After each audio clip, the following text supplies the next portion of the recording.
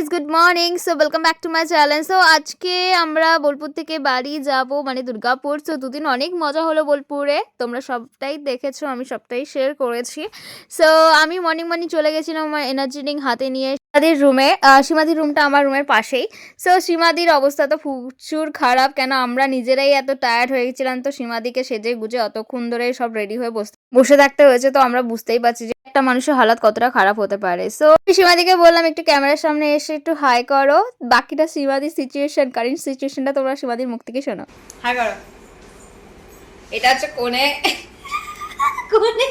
কোণে এখন ভিখারি হয়ে গেছে। কোণে এখন অ্যাফ্রেশ খাচ্ছে। চিয়ার্স। এন্ড করো চিয়ার্স।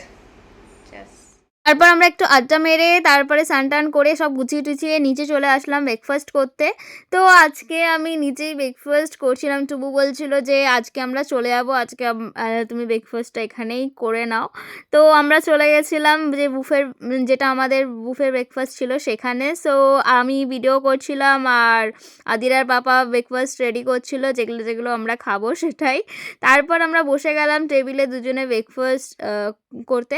তো আদিরা তো এখনও আসেনি, আদিরা রুমেই আছে। তো ওর জন্য আমরা রুমেই নিয়ে যাব, তার জন্য ওটা আমরা রেডি করে রেখেছি। তো আমরা ফটফট করে তাতে করে খেয়ে নিলাম, যে মেয়েটা একা আছে তার জন্য।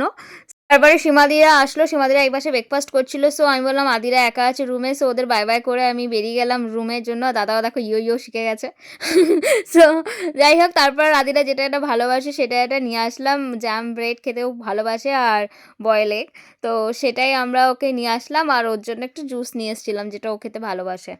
এগুলোই খেতে ভালোবাসে আমার মেয়ে। তো যাই হোক, তো ওটাও খেয়ে নিল। ঠিক আছে, খেয়ে দিয়ে নে বাবা, তুই যাই খাবি খেয়ে নে, বাড়িতে গিয়ে জ্বালাস, এখানে গিয়ে আর জ্বালাস না। বাট অনেস্টলি স্পিকিং আমার আদিরা কোনো রকম কিছু জ্বালায়নি। ও সারাদিন রুমেই ছিল, ওই কার্টুন চালিয়ে ওই রুমের মধ্যে বসে বসে যা খাবার দাবার ওকে খাইয়ে দিচ্ছিলাম, আমরা লক করে যাচ্ছিলাম। তো এসে দেখছিলাম, কিন্তু একদম ও ডিস্টার্ব করেনি আমার মেয়ে, পুরো গুডগার্ল হয়ে গেছে। সো আমি বাইরে বেরিয়ে দেখি যে সুচিদির মেয়েটা হচ্ছে পুলের দিকে হাঁটছে। তো আমি ভাবলাম ও কেউ আছে কিনা যাই দেখি, ঠিক আছে, নাহলে একটু চটকু করে নেবো পুচকিটাকে। হাই করো, হাই।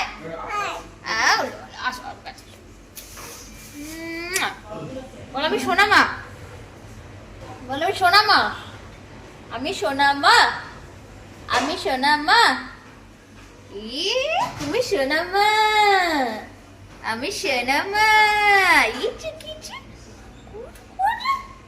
তুমি ওয়াক করছো, তুমি একা একা ওয়াক করছো। তুমি কখন উঠেছো ঘুম থেকে?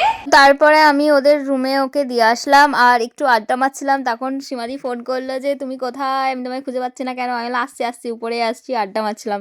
তো সবাইকে বাই বাই করলাম। আমি আবার কবে দেখা হবে কে জানে। আর সীমাদির বাড়িতে গেলে মাঝে সাঝে ওরা আসলে তখন দেখা হয় আমার ওদের সঙ্গে। অনেকেই বেরিয়ে চলে গেছিলো, আমরাই লাস্ট ছিলাম। সো পুচকিটাও বাই বাই করছিল। সো যাই হোক, তারপর আমরা সব রেডি করে নিচে চলে আসলাম বাড়ি যাওয়ার জন্য। তো গুছানোর পার্টটা বিজয় স্যারেরই ছিল, মানে বিজয় স্যারকেই সব রেসপন্সিবিলিটি ছিল যে গুছিয়ে সব নিয়ে আসার। তো প্রপারভাবে সব কিছু গুছিয়ে টুছিয়ে নিচে চলে আসলো। এদিকে সীমাদি সব গাড়ির মধ্যে ঢুকাচ্ছিল যেগুলো নিয়ে যাবে। আর আমরা সচিদির ফ্যামিলিরাই লাস্ট ছিলাম, আর সবাই বাকিরা চলে গেছিলো। তো এখানে আদিরা হচ্ছে মার সঙ্গে বসবে বলে পিছনে বায়না করছিল। তো আমি বললাম না তুমি সামনেই বসো পাপার সঙ্গে। আমরা তিনজনে পিছনেই বসছিলাম, মানে তিনজনে আমরা গেছিলাম পিছনে বসে, আবার তিনজনেই বসে আমরা বাড়ি আসছিলাম। এই 2 দিনে যে আমরা বোলপুরে কাটালাম, তো অনেক মজা হয়েছে, অনেক বিউটিফুল মেমোরি ক্রিয়েট হয়েছে। আর সব অল থ্যাঙ্কস টু সীমাদি অ্যান্ড তপনদা। তো আপনারা এত সুন্দর করে নিজের অ্যানিভার্সারিটা সেলিব্রেট করেছেন, আর সবথেকে বড় আপনাদের মধ্যে ভালোবাসা বন্ডিং আছে বলে হয়তো এত বিউটিফুল ভাবে আপনার ম্যারেজ লাইফটাকে ব্যালেন্স করছে। অনেক কিছু আপনাদের কাছ থেকে শিখছি অ্যান্ড শিখেও যাব আরও অনেক কিছু।